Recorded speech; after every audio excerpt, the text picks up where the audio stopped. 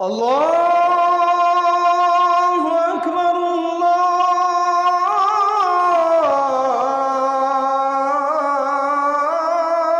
আল্লাহু আকবার। আল্লাহর হাবিব হাদিসের মধ্যে বললেন, আল মুমিনু কাল জামালিল আনিফ।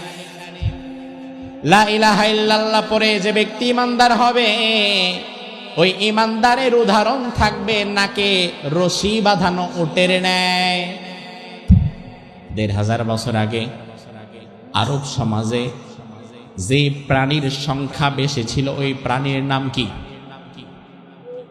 কোন? উট। বাংলাদেশে যেমন গরু বেশি, এখনো আপনি সৌদি আরবে যান, কি বেশি? উট বেশি। আমার ভাই, প্রাচীনকালে উট সংখ্যা ছিল বেশি, রাখালের সংখ্যা কম। এক একজন মালিকের কাছে ২০টা, ৩০টা, ৫০টা, ১০০, ১৫০ উট। সেই তুলনায় রাখাল থাকতো ২-১ জন, ৪-৫ জন।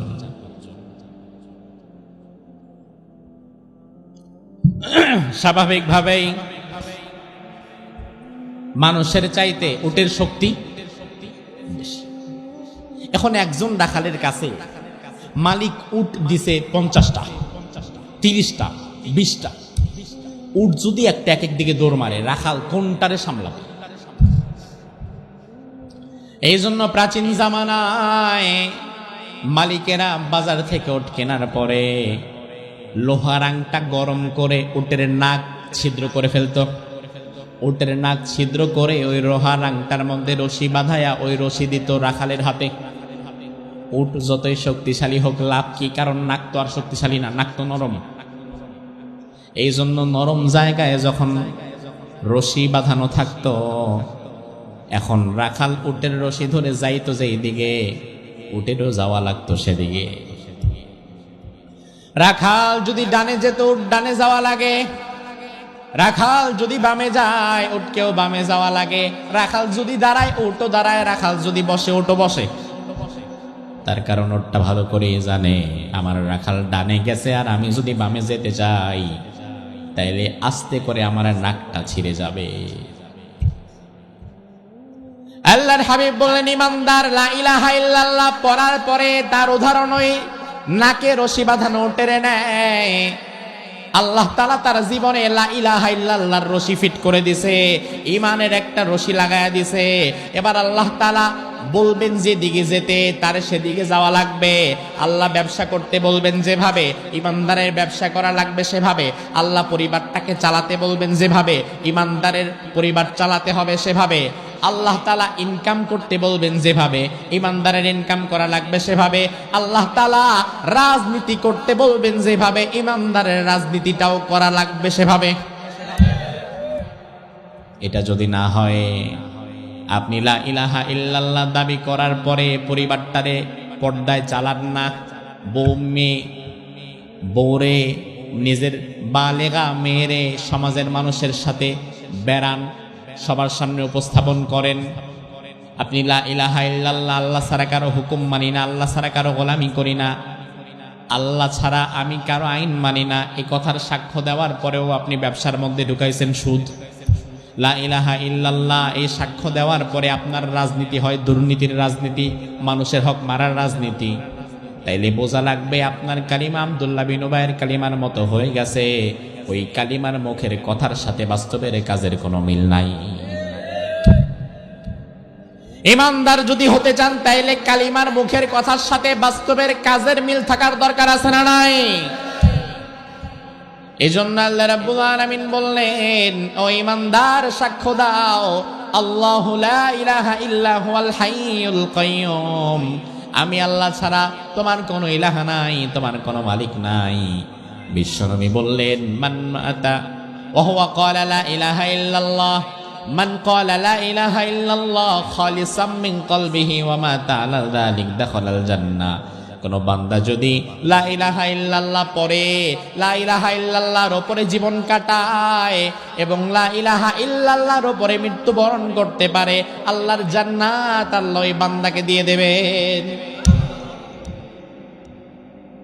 আল্লাহু লা ইলাহা ইল্লা হুয়াল হাইয়ুল القيوم لا تأخذه سنة ولا نوم له ما في السماوات وما في الأرض من ذا الذي يشفع عنده إلا بإذنه يعلم ما بين أيديهم وما خلفهم ولا يحيطون بشيء من علمه إلا بما شاء وسع كرسيه السماوات والأرض ولا يؤوده حفظهما وهو العلي العظيم জোরে বলুন আল্লাহু আকবার। আবু হুরায়রা রাদিয়াল্লাহু আনহু বলেন, বিশ্বনবী একদিন আমাকে বাইতুল মালের যাকাত পাহারার দায়িত্বে নিয়োজিত করলেন।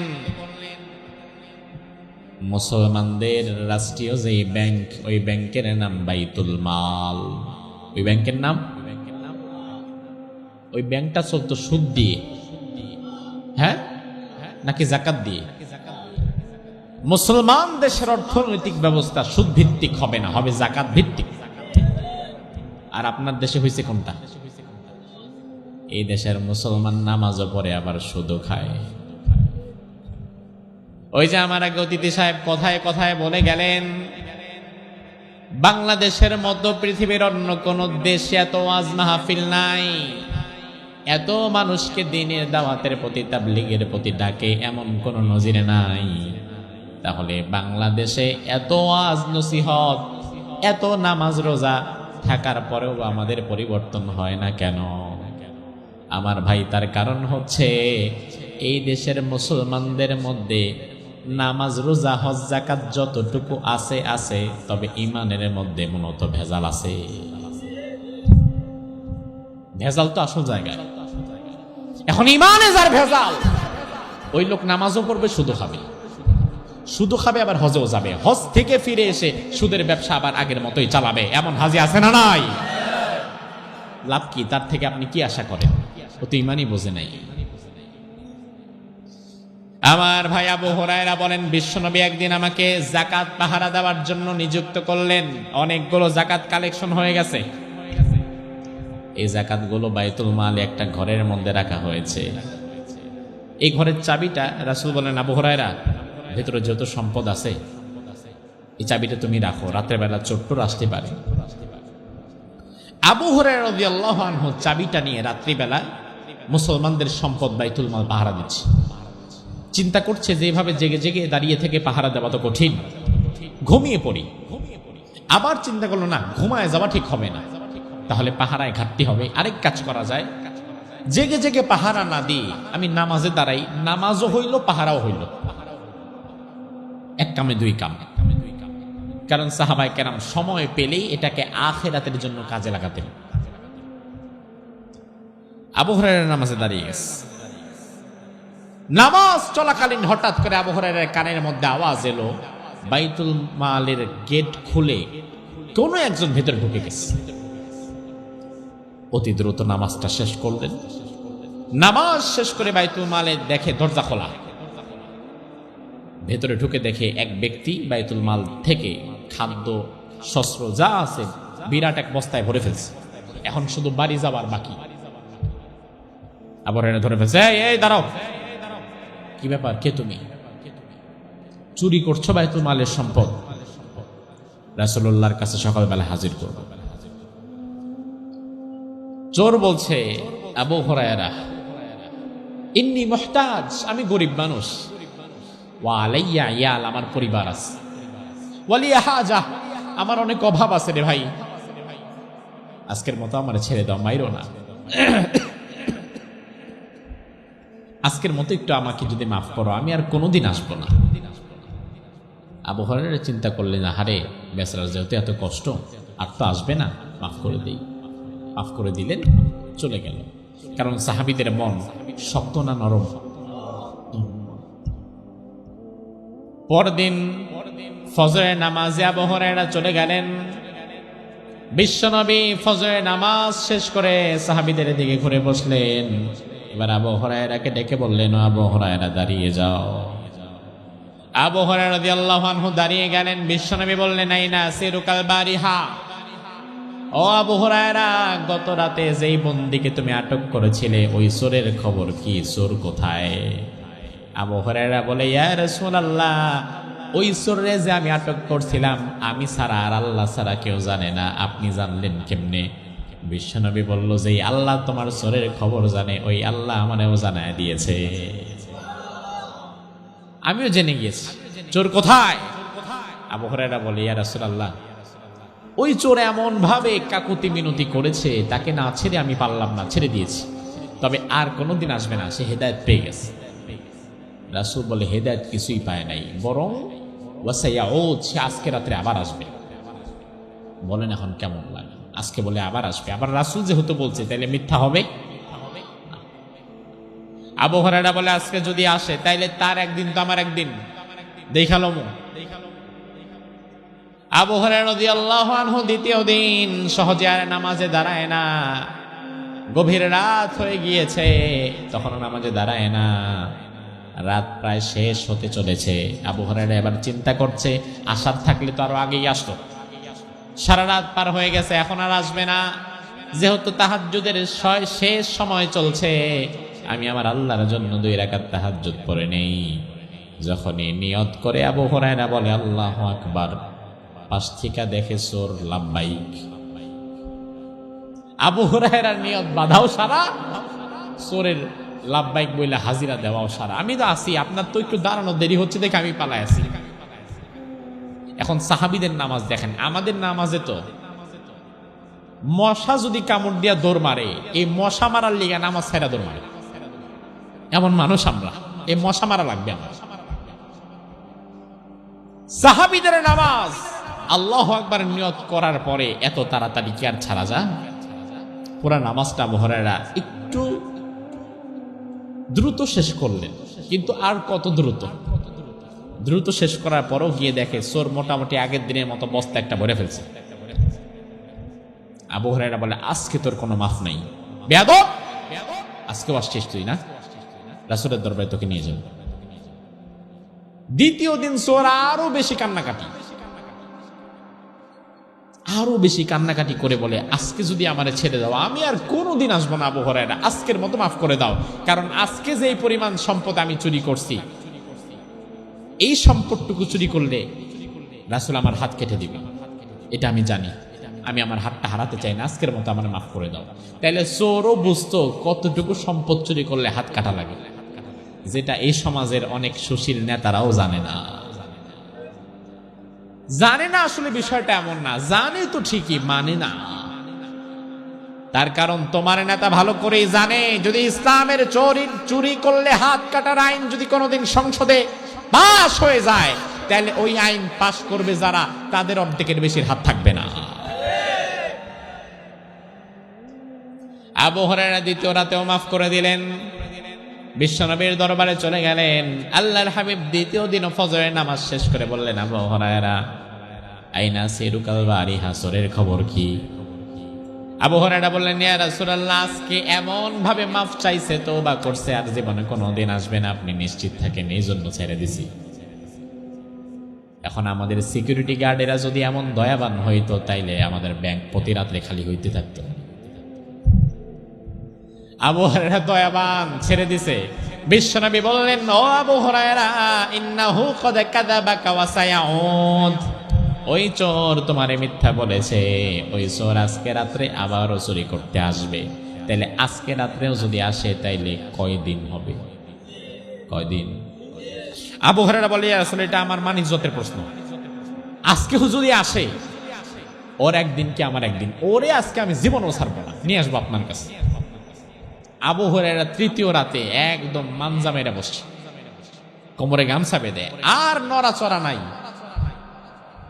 আজকে প্রয়োজনে তাহাজ্জুদ গ্যাপ দিব, কিন্তু চোর ধরা দরকার আমার। আর এই রাতে আবু হুরায়রার ঘুম নাই, কিন্তু রাসূল যে বলেছেন আসবে, এটাও তো সত্য হবে, নাইলে তো রাসূলের কথা মিথ্যা হয়ে যাবে।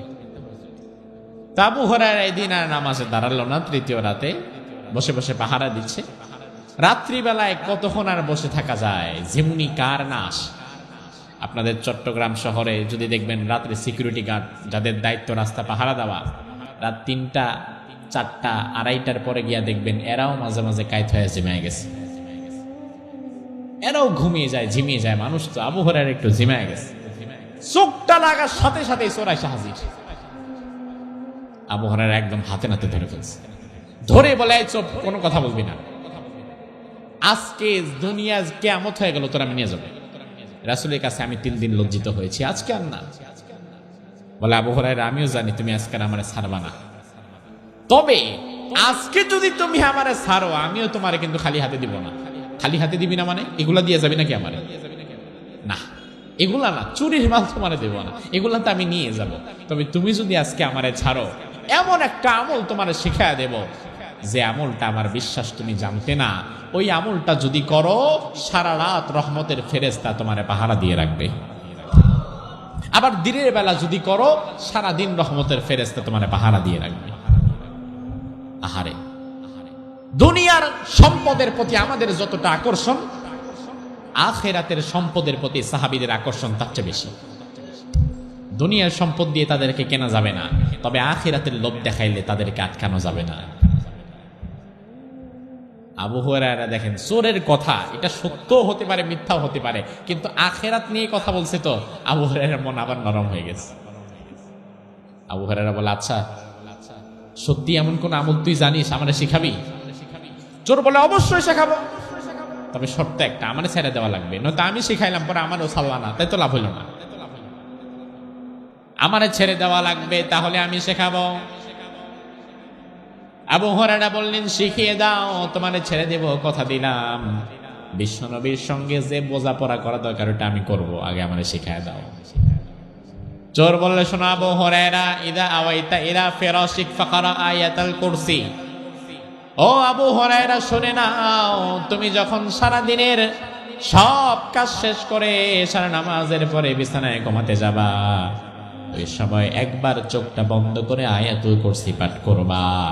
ওই আয়াতুল কুরসি যদি রাত্রি বেলায় পড়তে পারো, সারা রাত রহমতের ফেরেশতা তোমারে পাহারা দিয়ে রাখবে। এই কথা বলার পরে আবু হুরায়রা কথা অনুযায়ী চোরকে ছেড়ে দিয়েছে। এবার আবু হুরায়রা রাসূলের কাছে এসে বলে, ইয়া রাসূলুল্লাহ, আজকেও আসছিল, তবে আমি ছেড়ে দিয়েছি, আমারে মাফ করে দিবেন।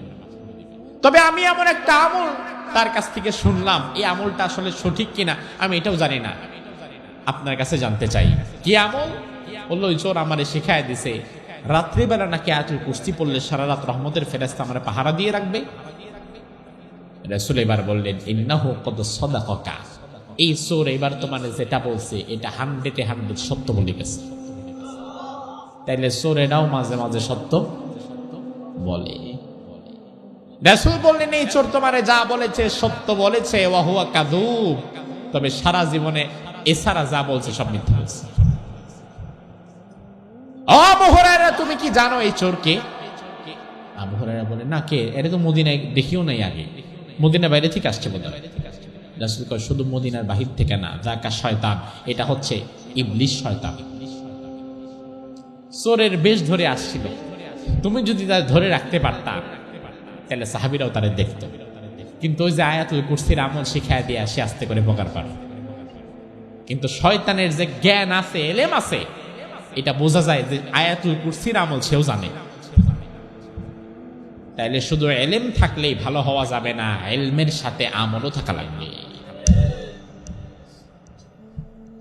আমার ভাই, এ তো গেল আয়াতুল কুরসির ফাজিলাত। কোরআনে কারীমের প্রতিটি আয়াত নাজিল হওয়ার পেছনে একটা কারণ থাকে, এই কারণকে বলা হয় শানে নুজুল, প্রেক্ষাপট। কোন প্রেক্ষাপটে আল্লাহ আয়াত নাজিল করেছেন? ঠিক একইভাবে আয়াতুল কুরসি নাজিল হওয়ার পেছনেও একটা প্রেক্ষাপট আছে না নাই?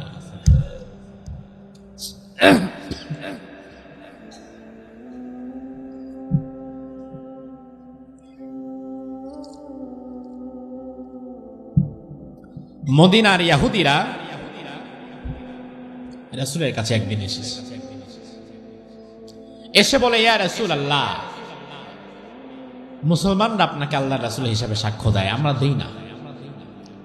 তবে আপনি যে আমাদের কাছে আল্লাহর কথা বলেন, আল্লাহর নাকি বিশাল সাম্রাজ্য, সব আল্লাহর অমুক তমুক নানান কথা বলেন। আজকে আমরা এসেছি, সিফ লানা রব্বাক, আয়া নাম, আপনার রবের পরিচয় দেন। আপনার রব কি খায় নাকি ঘুমায়? আপনার রব করেটা কি? নাউজুবিল্লাহ বলবেন। আচ্ছা, আমাদের যেমন খাওয়া লাগে, ঘুমানো লাগে, বিশ্রাম নেওয়া লাগে, আমাদের রব আল্লাহরও কি এসব লাগে? আল্লাহর কি কোনো ঘুম লাগে, খাওয়া লাগে? না। ফাআনজালাল্লাহু তাআলা আয়াতুল কুরসি, ওই ইহুদিদের কথার প্রেক্ষিতে তাদের কথার জবাব দেওয়ার জন্য আল্লাহ তাআলা আয়াতুল কুরসি নাযিল করে দিলেন। এই যে কুরসি, আয়াতুল কুরসি মানে হচ্ছে কুরসির আয়াত। আয়াতুল কুরসি মানে, জোরে বলেন, আয়াতুল কুরসি মানে কুরসির আয়াত। কুরসি মানে কি? হ্যাঁ, চেয়ার। আসলে আরবি ভাষায় কুরসি শব্দের অর্থ হচ্ছে চেয়ার। এই যে এটাও কুরসি, চেয়ার, সিংহাসন যা আছে এগুলো সবই কুরসি। তবে আমার ভাই, একটা মজার বিষয় আজকে শুনে যান। আয়াতুল কুরসির মধ্যে যেই কুরসি, এই কুরসি বলতে আল্লাহর সিংহাসন কিংবা কোন চেয়ারকে বোঝানো হয় নাই। তাফসীর ইবনে কাসির প্রণেতা বলেন, আয়াতুল কুরসির মধ্যে যেই কুরসি, এই কুরসি হচ্ছে আল কুরসিয়্যু মাওদিউ কদামাই। আয়াতুল কুরসির মধ্যে যেই কুরসির কথা আল্লাহ বলেছেন, এই কুরসিটা মূলত আমার আল্লাহ তাআলার পা রাখার জায়গা। এত আস্তে সুবহানাল্লাহ কইলেন? হ্যাঁ, তার কারণও আছে। চিন্তা করলেন, আচ্ছা, পা রাখার জায়গা কুরসি, পা রাখার জায়গা আর কতটুকু হয়? আমাদের পা রাখার জায়গা আর আল্লাহর পা রাখার জায়গা কি এক? এবার আপনার বিবেক আমি খুলে দিচ্ছি যে আল্লাহর পা রাখার জায়গা, ওই কুরসি কত বড়। রাসূল বলেন, শোনো উম্মতেরা, আল্লাহর কুরসি পা রাখার জায়গাকে ছোট মনে করে ভুল করবা না। সাহারা মরুভূমির মাঝে একটি ছোট্ট আংটি যদি ফেলে দাও, ওই আংটিটা মরুভূমির মাঝে যতটা ছোট, ঠিক আকাশ ও জমিনকে আল্লাহর কুরসির মধ্যে ফেলে দিলে আকাশ ও জমিন আল্লাহর কুরসির মধ্যে ততটা ছোট। বোঝাই আপনাকে, সাহারা মরুভূমি গোটা পৃথিবীর সবচেয়ে বড় মরুভূমি। ওই মরুভূমির আয়তন হচ্ছে 92 লাখ বর্গ কিলোমিটার। কত? 92 লাখ। বাংলাদেশের আয়তন 1,47,570 বর্গ মাইল। বাংলাদেশের চাইতে 62 গুণ বড় হচ্ছে সাহারা মরুভূমি। বিশ্বনবী বলেন, ওই সাহারা মরুভূমির মধ্যে লক্ষ্য করেন, এই যে ছোট্ট একটা আংটি, আংটির সাইজ তো স্বাভাবিকত এরকমই হয়, এত বড় হয় না। রাসূল বলেন, এমন ছোট্ট একটা আংটিকে যদি ওই 92 লাখ বর্গ কিলোমিটারের সাহারা মরুভূমির মধ্যে তোমরা ফেলে দাও, সুবিশাল মরুভূমির তুলনায় আংটি যত ছোট হবে, আল্লাহর পা রাখার জায়গা কুরসির তুলনায় তোমাদের আকাশ ও জমিন তার চেয়ে বেশি ছোট। তাহলে বুঝেন আল্লাহর পা রাখার জায়গা আয়াতুল কুরসির কুরসি কত বড়। কুরসি যদি এত বড় হয়, তাইলে আল্লাহ যেখানে বসেন আরশ, ওই আরশ কি আরো ছোট না বড়? আর রহমানু আলাল আরশি ইস্তাওয়া। বিশ্বনবী বললেন, মাল কুরসিয়্যু ফিল আরশি ইল্লা কাহালকাতিম মুলকাতিন ফি ফারাতিম মিনাল আরদ। আকাশ ও জমিনের তুলনায় আল্লাহর পা রাখার জায়গা কুরসিটার যত বড়, আবার কুরসির তুলনায় আল্লাহর আরশটাও ঠিক তত বড়। আর সেই আরশের উপরে যিনি সমাসীন আছেন তিনি কে? সে আল্লাহ রাব্বুল আলামিন বলছে, বান্দা, আল্লাহু লা ইলাহা ইল্লা হুয়াল হাইয়ুল কাইয়্যুম। আল্লাহ তাআলা আয়াতুল কুরসি শুরুই করেছেন তার নাম দিয়ে। আমার ভাই লক্ষ্য করেন, আল্লাহ রাব্বুল আলামিনের সবচাইতে প্রিয় নাম হচ্ছে আল্লাহ। আল্লাহর সবচাইতে প্রিয় নাম কি? আল্লাহ নামটা ছাড়াও আমার আল্লাহর আরো 99টি গুণবাচক নাম আছে না নাই? আজিজ আল্লাহর নাম, রহিম আল্লাহর নাম, রহমান আল্লাহর নাম, গফুর আল্লাহর নাম, কহার আল্লাহর নাম, মালিক আল্লাহর নাম, সব আল্লাহর নাম। তবে এই সব নামের মধ্যে আল্লাহ তাআলার মোস্ট ফেভারিট, সবচাইতে প্রিয় নাম হচ্ছে আল্লাহ। আল্লাহর সবচাইতে প্রিয় নাম কি? জবান খুলে একবার বলেন, আল্লাহর সবচাইতে প্রিয় নাম কি? কেন আল্লাহ তাআলার অতি পছন্দের নাম আল্লাহ? তার কারণ আমি দেখলাম আল্লাহ শব্দটা লেখার জন্য আরবিতে 4টা অক্ষর দরকার। আলিফ, লাম, লাম, হা, এই 4টা অক্ষর মিলে হয় আল্লাহ। মজার বিষয় হচ্ছে এই 4টা অক্ষরের প্রতিটি অক্ষরকে যদি আপনি কেটে কেটে বিচ্ছিন্ন করে দেন, ওই কাটা কাটা বিচ্ছিন্ন অক্ষর দিয়েও আপনি আপনার আল্লাহর পরিচয় কোরআনে পেয়ে যাবেন। মজার একটা বিষয়, আলিফ, লাম, লাম, হা 4টা অক্ষর মিলে আল্লাহ। এবার আপনি যদি প্রথম অক্ষর আলিফ কেটে দেন, থাকে শুধুমাত্র লিল্লাহ। যদি আপনি কোরআনের কাছে এসে বলেন, ও কোরআন, আমি আলিফ বাদ দিলাম, বাকি 3টা অক্ষর লিল্লাহ দিয়ে তোমার কাছে আমি আল্লাহর পরিচয় চাই, কোরআনে কারীম আপনাকে জানায় দিবে লিল্লাহি মুলকুস সামাওয়াতি ওয়াল আরদ। এবার আপনি যদি আরেকটা লাম কেটে ফেলে দেন, থাকে মাত্র লাহ। আপনি যদি কোরআনের কাছে এসে বলেন, ও কোরআন, 2টা অক্ষর দিয়ে কি আমি আমার আল্লাহর পরিচয় পাবো নাকি তোমার মাঝে? কোরআন আপনারে জানায় দিবে লাহু মাকালিদুস সামাওয়াতি ওয়াল আরদ। এবার আপনি যদি আরেকটা লামও ফেলে দেন, আপনার হাতে থাকে একটা অক্ষর হু।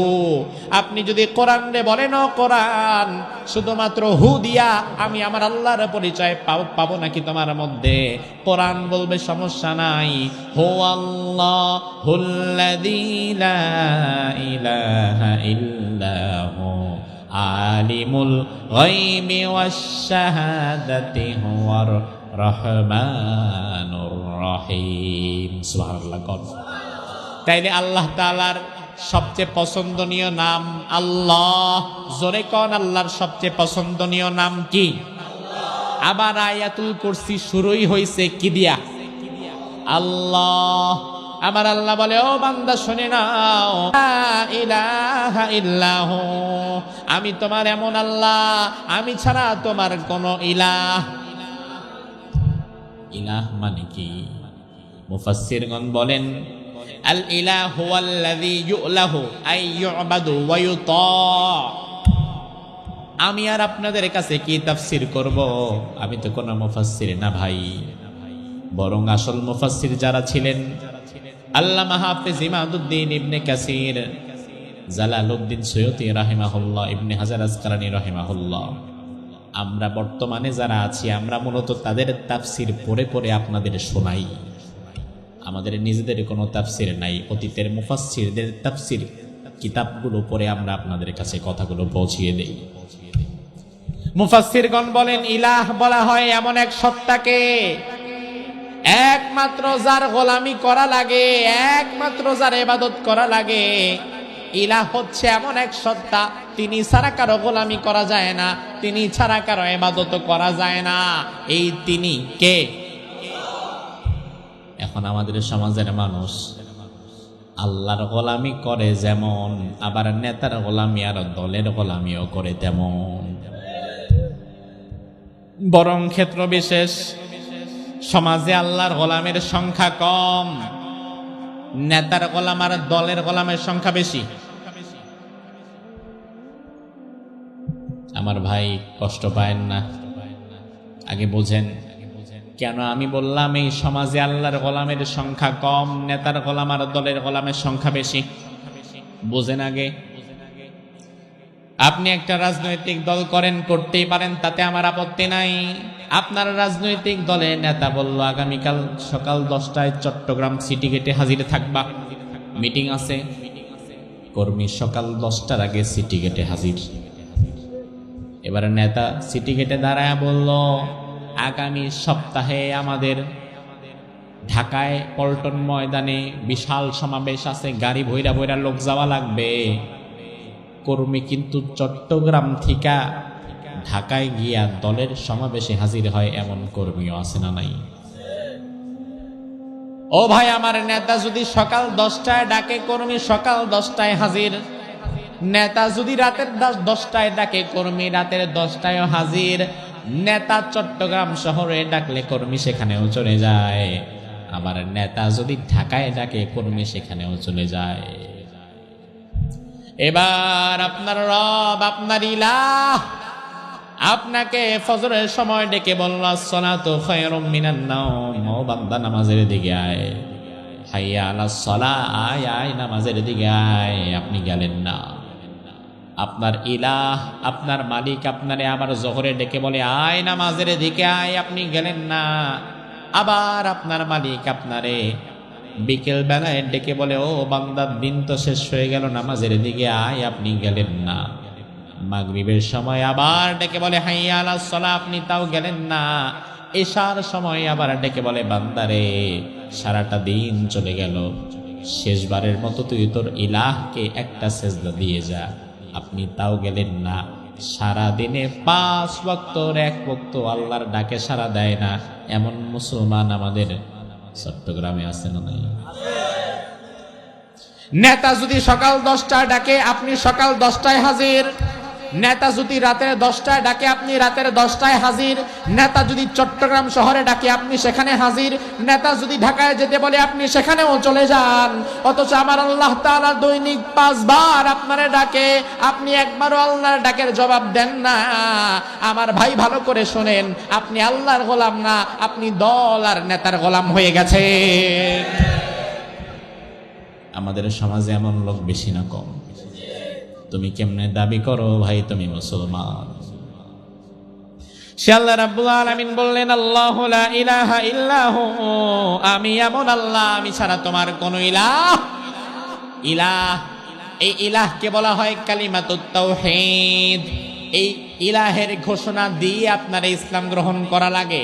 এই জন্য আমরা যেই কালিমা পড়ি, আমাদের কালিমার মধ্যে লা ইলাহা ইল্লাল্লাহ শব্দটা আছে না নাই? ইলাহের সাক্ষ্য দেওয়া ছাড়া আপনি ইমানদারি হতে পারবেন না। এই মুহূর্তে চাকতায়ের মাহফিলের পাশ থেকে একজন হিন্দু ভাই হেঁটে যাচ্ছে।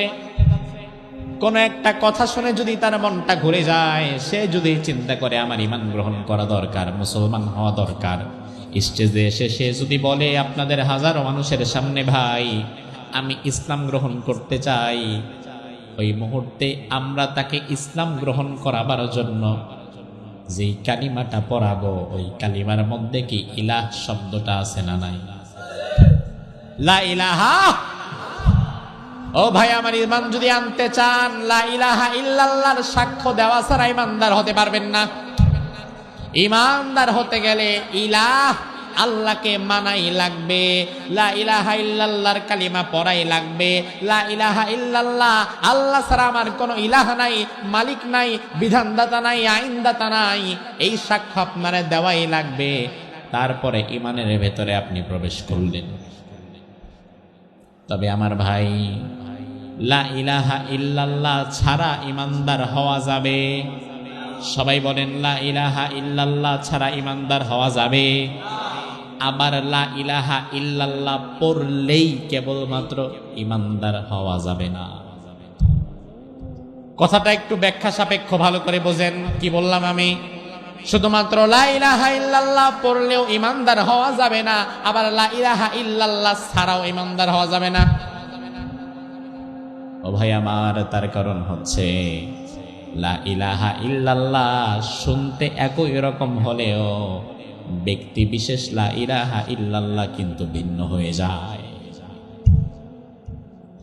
আবু বকর ঈমান এনেছে, আবু বকরের কালিমা ছিল লা ইলাহা ইল্লাল্লাহ। জোরে কোন, আবু বকরের কালিমা কি? ওমরের কালিমা কি? এই কালিমা পড়ে তারা জান্নাতি হয়ে গেছে। আবার অন্যদিকে লা ইলাহা ইল্লাল্লাহর কালিমা পড়ার পরেও আব্দুল্লাহ বিন উবাইদা কিন্তু জাহান্নামে যাওয়া লাগছে।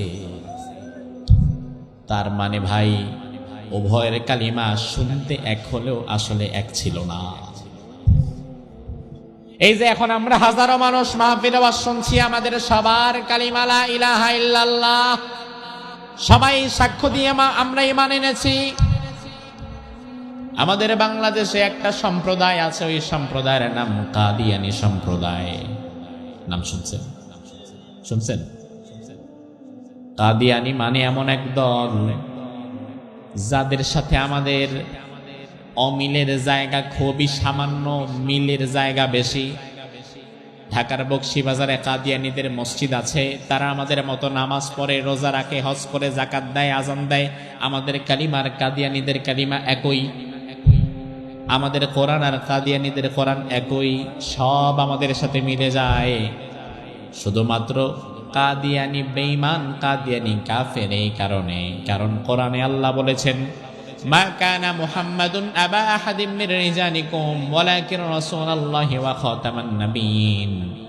আমার নবী দুনিয়ার কোন পুরুষের পিতা নয়, আমার নবী হচ্ছে আখিরি জামানার নবী। আমার নবীর পরে দুনিয়াতে আর কোন নবী আসবে। কাদিয়ানী বলে, আমি পুরা কোরআনের 30 পারা সব মানলাম, তবে বিশ্ব নবী শেষ নবী এটা মানলাম না। তার কারণ আমাদের কথা হচ্ছে গোলাম আহমদ কাদিয়ানী নবীর পরে আরেকজন ছোটখাটো নবী। আরো জোরে কন। কোরআনে কারিমের সবটাই তারা মেনেছে, শুধু বাদ দিছে কেবলমাত্র একটা শব্দ, খ আলিফ তা মিম, খাতামান নাবিয়্যিন। অর্থাৎ আল্লাহ তাআলা যে আয়াতের মধ্যে বলেছেন যে রাসূল শেষ নবী, এই শেষ একটা শব্দ তারা বাদ দিছে। আচ্ছা, একটা শব্দ বাদ দিছে, বাকি পুরা কোরআন তো বাদ দেয়নি। এখন একটা শব্দ বাদ দেওয়াতে কাদিয়ানী কি কাফের না ইমানদার? কাফের না ইমানদার? ও ভাই আমার, একটা শব্দ বাদ দেওয়াতে কাদিয়ানীরে আপনি কাফের বলেন, অথচ এই সমাজে এমন অনেক মানুষ আছে যেই মানুষগুলো কোরআনের ব্যবসার নীতি মানে না, যেই মানুষগুলো কোরআনের অর্থনীতি মানে না, যেই মানুষগুলো কোরআনের পারিবারিক নীতি মানে না, যেই মানুষগুলো কোরআনের রাজনীতি মানে না, যেই মানুষগুলো কোরআনের চোর ধরলে তার শাস্তি কি হবে এগুলা মানে না। কাদিয়ানী একটা শব্দ বাদ দিয়ে যদি কাফের হয়, যে ব্যক্তি কোরআনের রাজনীতি অর্থনীতি মানে না, সে কিন্তু আরো বড় কাফের।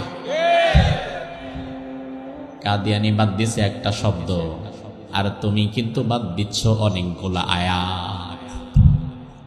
কিছুদিন আগে ঢাকায় একটা সমাবেশ হয়েছিল, খতমে নবুওয়াত সমাবেশ, দেখছেন? বিশাল সমাবেশ, সর্বস্তরের ওলামায়ে কেরাম একত্র হয়েছিল, অনেক রাজনৈতিক দলের নেতৃবৃন্দরাও সেখানে ছিল। সেখানের কমন স্লোগান ছিল, নবীর পরে নবী নাই, সংসদে আইন চাই। আচ্ছা, এই আইনের পক্ষে আপনারা আছেন না নাই? কাদিয়ানীরা কাফের, সংসদে আইন চাই, নবীর পরে নবী নাই, সংসদে আইন চাই, এই স্লোগানের পক্ষে আমরা সকল মুসলমান একমত আছি না নাই? ঢাকা থেকে লক্ষ লক্ষ ওলামায়ে কেরাম তারা মিছিল করলো, মিটিং করলো, সমাবেশ করলো। ওই সমাবেশে জাতীয় বড় বড় নেতাদেরকেও বসানো হলো। এই সমাবেশ হয়ে গেছে প্রায় 15-20 দিন হয়ে গেছে, আরো বেশি হয়ে গেছে। আজও পর্যন্ত নবীর পরে নবী নাই, সংসদে আইন চাই, কাদিয়ানীরা কাফের, আইন চাই, এমন আইন বাস্তবায়ন হয়েছে?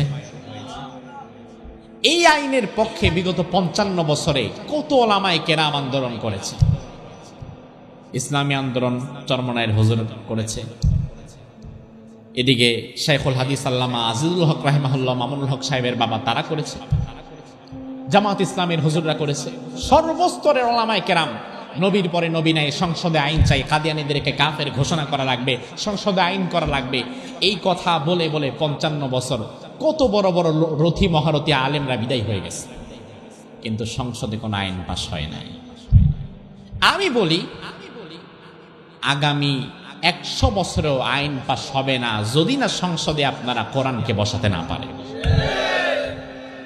ও মুসলমান, তার কারণ হচ্ছে আরেকজনের বাড়িতে কাঁঠাল গাছ লাগানো আছে, তার কাছে ভিক্ষা ছায়া কয়দিন কাঁঠাল খাবা, সে তো তোমার কাঁঠাল দেয় না, দিবেও না।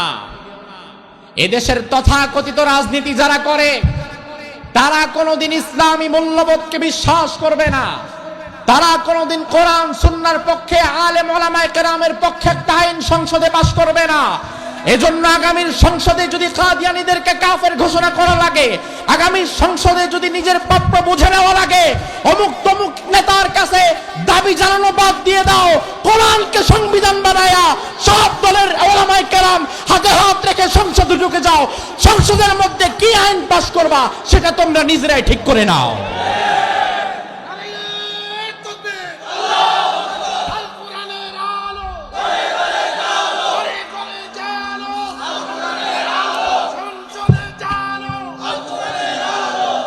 আরেকজনের পিছে আর কয়দিন ঘুরবা, কয়দিন ঘুরবা আরেকজনের পিছে, যে আমাদের দাবি দাবা মেনে নেন, আমাদের এই আইনটা পাশ করেন, এই কোরআনের বিরুদ্ধে কথা বলছে তারে একটু শাস্তি দেন, নবীরে গালি দিছে তারে শাস্তি দেওয়ার একটা আইন বানান। এমন ভিক্ষুকের মতো হাত পেতে আইন ভিক্ষা করার দিন শেষ। আগামীতে বাংলাদেশে আলহামদুলিল্লাহ আমরা ইসলামের গণজোয়ার দেখছি। বাংলাদেশে এই মুহূর্তে 8টি দল একত্রিত হয়ে গেছে, বড় বড় ইসলামী দল একত্রিত হয়ে গেছে, জামাত, চরমনাই, খেলাফত মজলিস একত্রিত হয়ে গেছে। আলহামদুলিল্লাহ ওলামায়ে কেরাম যদি ঐক্যবদ্ধ হয়, ভিক্ষুকের ঝুলি নিয়ে আর কারো কাছে আইন হাত পেতে ভিক্ষা নেওয়া লাগবে না। আগামীর সংসদ ওলামায়ে কেরামরাই নেতৃত্ব দেবে।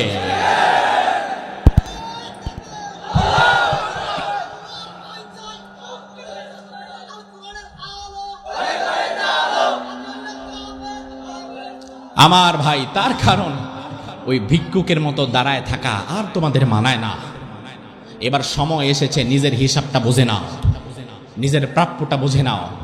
এদেশের 92% মুসলমান, তাহলে মুসলমানদের স্বার্থে সংসদে আইন পাশ করার দরকার আছে না নাই? আমার ভাই, যেটা বলছিলাম, লা ইলাহা ইল্লাল্লাহ পড়লে ইমানদার হওয়া যায় না, আবার লা ইলাহা ইল্লাল্লাহ পড়া ছাড়াও ইমানদার হওয়া যায় না।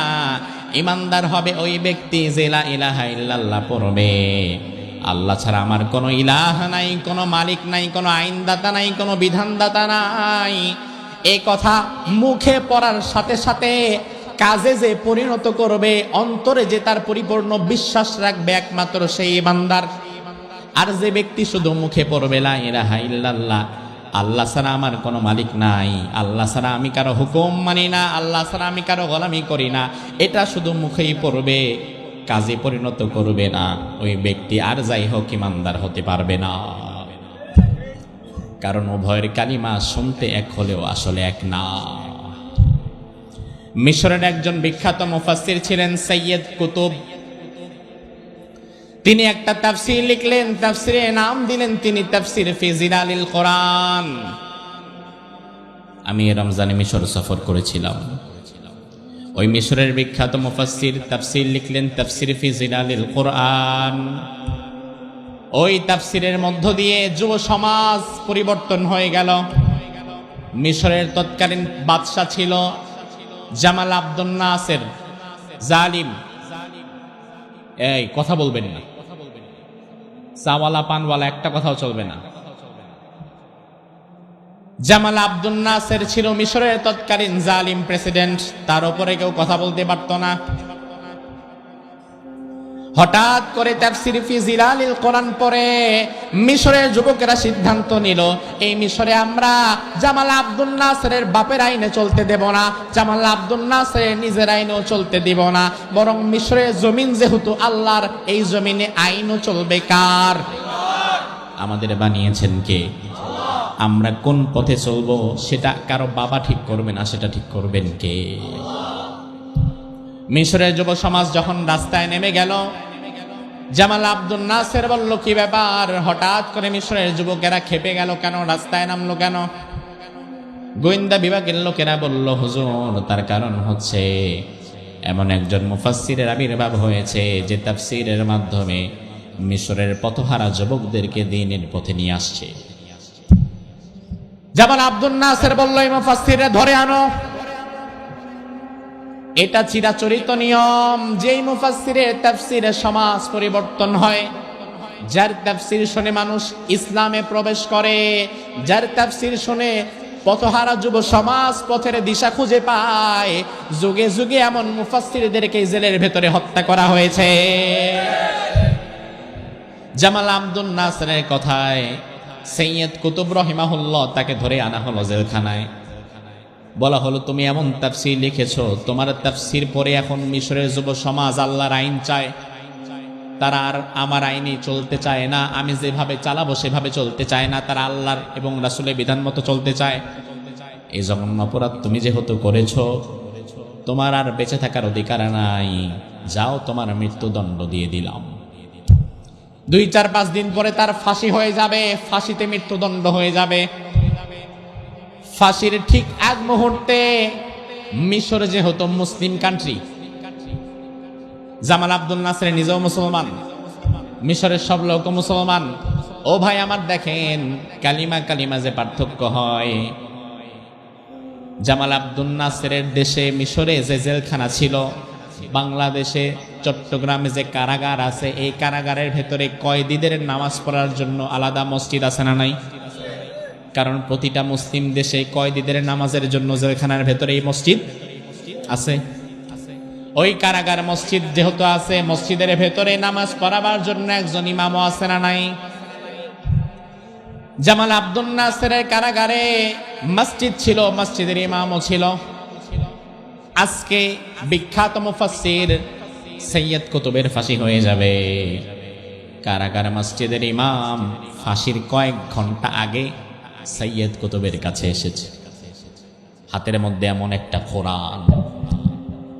কোরআন নিয়ে এসেছে। এসে বলে, হুজুর, আমি কারাগার মসজিদের ইমাম, আমাকে পাঠানো হয়েছে আপনার জন্য। আমার জন্য কেন? আমার তো একটু পরে ফাঁসি দিবে, আমার আবার কি দরকার? ইমাম সাহেব বলল, হুজুর, আমি মসজিদে নামাজ পড়াই, এই সাথে সাথে আমার আরেকটা দায়িত্ব হচ্ছে, কোনো আসামির যদি মৃত্যুদণ্ড দেওয়া হয়, মৃত্যুদণ্ড কার্যকর হওয়ার আগে তারে আমি একবার কালিমাটা পড়ায় দেই। জামাল আব্দুল নাসেরের কারাগার মসজিদের ইমাম বলল, আমি যদি কালিমা পড়াই তাইলে সারা মাসে আমি কয়জন ফাঁসির আসামির এই কালিমা পড়ালাম, এটা আবার হিসাব রাখা হয়।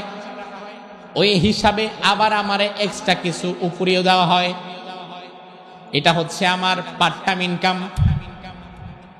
এবার সৈয়দ কুতুব রহিমাহুল্লাহ তার হাত থেকে কোরআনটা নিজের হাতে নিয়ে বললেন, ও ভাই, তুমি চলে যাও। তার কারণ হচ্ছে, একই কালিমা তুমি পড়া, ওই কালিমার বিনিময়ে জালিম শাসক তোমারে টাকা দেয়, পয়সা দেয়। আর ওই কালিমার ব্যাখ্যা লেখার কারণে যেহেতু জালিম আমারে ফাঁসি দেয়, চাইলে বোঝা লাগবে দুইজনের কালিমা শুনতে এক হলেও আসলে মনত এক না। তোমার কালিমা আর আমার কালিমা এক কালিমা না রে ভাই। আমার কালিমা আমারে ফাঁসির রশিতে ঝুলায়, আর তোমার কালিমা তোমারে হালুয়া রুটির ব্যবস্থা করে দেয়। আমার ভাই, এজন্য আল্লাহ কোরআনের মধ্যে বললেন, ওয়া মিনান নাসি মান ইয়াকুলু আমান্না বিল্লাহি ওয়া বিল ইয়াউমিল আখিরি ওয়া মা হুম বিমুমিনিন। দুনিয়ার মানুষের মধ্যে এমন অনেকেই থাকবে, মান ইয়াকুলু আমান্না বিল্লাহ, তারা বলবে আমরা ইমানদার, কালিমা পড়বে, নামাজ পড়বে, দাবিও করবে ইমানদার। আল্লাহ বললেন, ওয়া মা হুম বিমুমিনিন, আমি আল্লাহ সাক্ষ্য দিলাম তারা কোনোদিন ইমানদার হতে পারে না। তাইলে শুধু মুখে লা ইলাহা ইল্লাল্লাহ পড়লে ইমানদার হওয়া যাবে না, বরং লা ইলাহা ইল্লাল্লাহর এই মতের উপরে আপনার টিকে থাকা লাগবে, ঠিক কি না? আপনি যখন বলবেন লা ইলাহা ইল্লাল্লাহ, আমি আল্লাহ ছাড়া কাউরে মানি না, আমি আল্লাহ ছাড়া কারো গোলামি করি না, আল্লাহ ছাড়া কারো ইবাদত করি না, তখন আপনার ব্যক্তি জীবন, পারিবারিক জীবন, সামাজিক জীবন, ব্যবসায়িক জীবন, কর্মজীবন, রাজনৈতিক জীবন সবটাই চলা লাগবে সেই ইলাহের দিক নির্দেশনা অনুযায়ী। আপনার ইলাহ আপনাকে চলতে বলবে যেভাবে, আপনাকে চলা লাগবে সেভাবে। আল্লাহর হাবিব হাদিসের মধ্যে বললেন, আল মুমিনু কাল জামালিল আনিফ, লা ইলাহা ইল্লাল্লাহ পরে যে ব্যক্তি ইমানদার হবে, ওই ইমানদারের উদাহরণ থাকবে নাকে রশি বাঁধানো উটের ন্যায়। ১৫০০ বছর আগে আরব সমাজে যে প্রাণীর সংখ্যা বেশি ছিল, ওই প্রাণীর নাম কি? সরে কন উট। বাংলাদেশে যেমন গরু বেশি, এখনো আপনি সৌদি আরবে যান, কি বেশি? উট বেশি। আমার ভাই, প্রাচীনকালে উট সংখ্যা ছিল বেশি, রাখালের সংখ্যা কম। এক একজন মালিকের কাছে 20টা 30টা 50টা 100-150 উট। সেই তুলনায় রাখাল থাকতো 2-1 জন, 4-5 জন।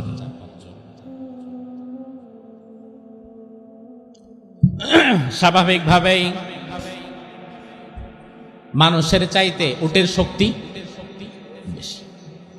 এখন একজন রাখালের কাছে মালিক উট দিছে 50টা 30টা 20টা উট, যদি একটা এক এক দিকে দৌড় মারে, রাখাল কোনটারে সামলাবে? এই জন্য প্রাচীন জামানায় মালিকেরা বাজার থেকে উট কেনার পরে লোহার আংটা গরম করে উটের নাক ছিদ্র করে ফেলতো। উটের নাক ছিদ্র করে ওই লোহার আংটার মধ্যে রশি বাঁধায়া ওই রশি দিত রাখালের হাতে। উট যতই শক্তিশালী হোক লাভ কি? কারণ নাক তো আর শক্তিশালী না, নাক তো নরম। এই জন্য নরম জায়গায় যখন রশি বাঁধানো থাকতো, এখন রাখাল উটের রশি ধরে যাইতো যেই দিকে, উটেরও যাওয়া লাগতো সেদিকে। রাখাল যদি ডানে যেত, উট ডানে যাওয়া লাগে। রাখাল যদি বামে যায়, উটকেও বামে যাওয়া লাগে। রাখাল যদি দাঁড়ায়, উটও দাঁড়ায়। রাখাল যদি বসে, উটও বসে।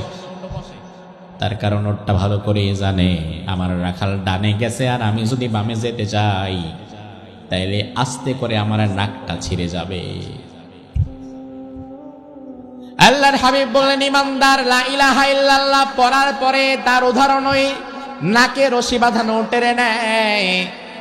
আল্লাহ তাআলা তার জীবনে লা ইলাহা ইল্লাল্লাহর রশি ফিট করে দিছে, ইমানের একটা রশি লাগায়া দিছে। এবার আল্লাহ তাআলা বলবেন যেদিকে যেতে, তার সেদিকে যাওয়া লাগবে। আল্লাহ ব্যবসা করতে বলবেন যেভাবে, ইমানদারের ব্যবসা করা লাগবে সেভাবে। আল্লাহ পরিবারটাকে চালাতে বলবেন যেভাবে, ইমানদারের পরিবার চালাতে হবে সেভাবে। আল্লাহ তাআলা ইনকাম করতে বলবেন যেভাবে, ইমানদারের ইনকাম করা লাগবে সেভাবে। আল্লাহ তাআলা রাজনীতি করতে বলবেন যেভাবে, ইমানদারের রাজনীতিটাও করা লাগবে সেভাবে। এটা যদি না হয়, আপনি লা ইলাহা ইল্লাল্লাহ দাবি করার পরে পরিবারটারে পর্দায় চালান না, বউরে নিজের বালেগা মেয়েরে সমাজের মানুষের সাথে বেড়ান, সবার সামনে উপস্থাপন করেন, আপনি লা ইলাহা ইল্লাল্লাহ আল্লাহ ছাড়া কারো হুকুম মানি না, আল্লাহ ছাড়া কারো গোলামি করি না, আল্লাহ ছাড়া আমি কারো আইন মানি না, এই কথার সাক্ষ্য দেওয়ার পরেও আপনি ব্যবসার মধ্যে ঢুকাইছেন সুদ। লা ইলাহা ইল্লাল্লাহ এই সাক্ষ্য দেওয়ার পরে আপনার রাজনীতি হয় দুর্নীতির রাজনীতি, মানুষের হক মারার রাজনীতি। তাইলে বোঝা লাগবে আপনার কালিমা আব্দুল্লাহ বিন উবাইয়ের কালিমার মতো হয়ে গেছে। ওই কালিমার মুখের কথার সাথে বাস্তবের কাজের কোনো মিল নাই। ইমানদার যদি হতে চান, তাইলে কালিমার মুখের কথার সাথে বাস্তবের কাজের মিল থাকার দরকার আছে না নাই? এজন্য আল্লাহ রাব্বুল আলামিন বললেন, ও ইমানদার সাক্ষ্য দাও, আল্লাহু লা ইলাহা ইল্লা হুয়াল হাইয়ুল কাইয়ুম, আমি আল্লাহ ছাড়া তোমার কোনো ইলাহা নাই, তোমার কোনো মালিক নাই। বিশ্বনবী বললেন, মান আতা ওয়া হুয়া ক্বালা লা ইলাহা ইল্লাল্লাহ, মান ক্বালা লা ইলাহা ইল্লাল্লাহ খালিসাম মিন কলবিহি ওয়া মাতা আলা যালিক দাখালাল জান্নাহ। কোন বান্দা যদি লা ইলাহা ইল্লাল্লাহ পড়ে, লা ইলাহা ইল্লাল্লাহর উপরে জীবন কাটায় এবং লা ইলাহা ইল্লাল্লাহর উপরে মৃত্যুবরণ করতে পারে, আল্লাহর জান্নাত আল্লাহ ওই বান্দাকে দিয়ে দেবেন। এরপরে আল্লাহ রাব্বুল আলামিন বললেন, বান্দা আমি তোমার এমন আল্লাহ, আমি তোমার এমন ইলাহ, আল হাইয়ুল কাইয়ুম, আমি চিরঞ্জীব, আমার কোনো লয় নাই, আমার কোনো ক্ষয় নাই। দুনিয়ার ক্ষমতা ভান্ডার কয়দিন থাকবে, কয়দিন বাঁচবে, অথচ আমার আল্লাহ এমন ক্ষমতাবান আছেন, আবার ভবিষ্যতে তিনি। সূরা রহমানের মধ্যে আল্লাহ বললেন, কুল্লু মান আলাইহা ফান ওয়া ইয়াবকা ওয়াজহু রাব্বিকা যুল জালালি ওয়াল ইকরাম ফাবিআইয়ি আলাই রাব্বিকুমা তুকাযযিবান। দুনিয়ার সব ফানা ফানা হয়ে যাবে, তছনছ হয়ে যাবে, শুধু একজন বাকি থাকবেন, তিনি কে? সে আল্লাহ বললেন, বান্দা আমার আরো পরিচয় নাও, আমি কাইয়ুম, আমি গোটা আকাশ ও জমিন সহ সব কিছুর নিয়ন্ত্রক, আমি আল্লাহ তাআলা। নিয়ন্ত্রক, আকাশ জমিন সহ সব কিছুর নিয়ন্ত্রণ যিনি করেন তিনি কে? আজকের বিজ্ঞান বলে যে সূর্য আমাদেরকে আলো দেয়, এই সূর্যের বয়স হচ্ছে 460 কোটি বছর। সুবহানাল্লাহ। 460 কোটি বছর ধরে সূর্যটাকে যিনি আলো দেওয়ার ক্ষমতা দিয়ে রাখছেন তিনি কে? আজকের বিজ্ঞান বলে সূর্যটা এমন এক জায়গা থেকে আমাদেরকে আলো দেয়, কোনদিন যদি সূর্য তার জায়গা থেকে 1 ইঞ্চি 1 সেন্টিমিটারের নিচের দিকে নেমে আসতে পারত, তাহলে সাথে সাথে গোটা পৃথিবী ব্লাস্ট হয়ে যেত, আগ্নেয়গিরির মতো ব্লাস্ট হয়ে গোটা পৃথিবী তছনছ হয়ে যেত।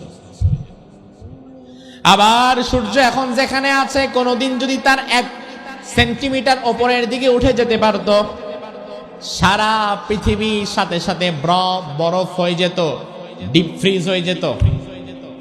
তাইলে 460 কোটি বছর ধরে সূর্যটারে তার নিজস্ব জায়গায় যিনি ঘোরাচ্ছেন, ওই নিয়ন্ত্রণটা যিনি করেন, ওই নিয়ন্ত্রকের নাম কি? দুনিয়ার মানুষের নিয়ন্ত্রণে ভুল হয়, তবে আমার আল্লাহর নিয়ন্ত্রণে কোনো ভুল। সে আল্লাহ রাব্বুল আলামিন বলে, ও বান্দা শুনে নাও, দুনিয়ার মানুষ আমার ক্ষমতা সম্পর্কে জানে না। ওয়ামা কাদারুল্লাহ হাক্কা কদরিহি ওয়াল আরদু জামিআন কবদতুহু ইয়াওমাল কিয়ামাতি ওয়াস সামাওয়াতু মাতউইয়াতুম বিয়ামিনিহি। দুনিয়ার মানুষ আমি আল্লাহর কদর করতে জানে না, দুনিয়ার মানুষ আমার ক্ষমতা সম্পর্কে জানে না।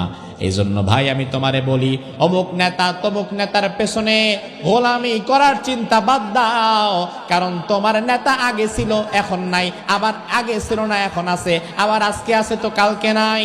তুমি এমন আল্লাহর গোলামি করো যেই আল্লাহ তাআলা সব সময় আছে না নাই। এরপরে আল্লাহ রাব্বুল আলামিন বলে, ও বান্দা শুনে নাও, আমি এমন আল্লাহ, লা তাখুযুহু সিনাতুন ওয়ালা নাওম। পড়েন, লা তাখুযুহু সিনাতুন ওয়ালা নাওম। আমি এমন আল্লাহ, আমার কোনো ঘুম নাই, কোনো তন্দ্রাও নাই। সুবহানাল্লাহ। আমরা যেমন ঘুমাই, আল্লাহর কি এমন ঘুমের দরকার আছে? কেন নাই? তার কারণ ঘুমের দরকার তার দুর্বলতা আছে, যার দুর্বলতা নাই তার ঘুমেরও কোনো দরকার। আর আধা ঘন্টা 1 ঘন্টার মধ্যে যদি আপনি ঘুমান, আর আধা ঘন্টা 1 ঘন্টার মধ্যেও যদি আপনি না ঘুমান, তাইলে আস্তে আস্তে দেখবেন শরীরটা ভালো লাগতেছে না, মাথাটা ঝিম মেরে আছে, ক্লান্ত হয়ে গেছেন। আবার একটু পরে যখন ঘুমায়া যাবেন, ফজরের সময় উঠবেন, দেখবেন আবার নতুন ভাবে কাজ করার মতো এনার্জি আপনার শরীরে আল্লাহ দিয়ে দিয়েছে। তাইলে আমাদের ঘুম বেশি আসে তখন, দুর্বলতা ঘাড়ে চাপে যখন। আল্লাহর ঘুমের দরকার কি? আমার আল্লাহর তো কোনো দুর্বলতা। মুসা আলাইহিস সালাম, যদিও এর বর্ণনা সম্পর্কে অনেকে অনেক কথা বলেছেন, সহিহ যায়েফ অনেক কথা বলেছেন। মুসা আলাইহিস সালাম একদিন আল্লাহরে বলে, আল্লাহ, আলা তানাম, আপনি ঘুমান না? আল্লাহ আপনি কেন ঘুমান না? না ঘুমায় আপনি থাকেন কেন?